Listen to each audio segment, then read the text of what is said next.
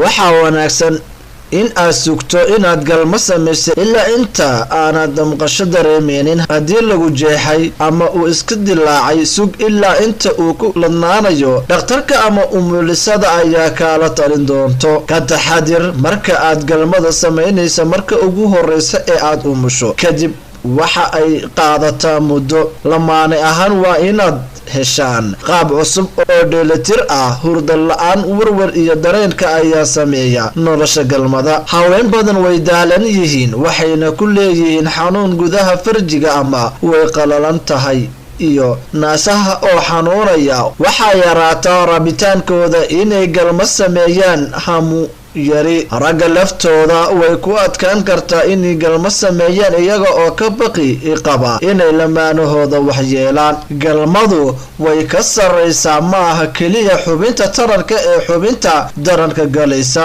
galmadu way ka sarreysaa xubinta taranka ee xubinta taranka galaysa. waxaa jira noocyo badan oo galmo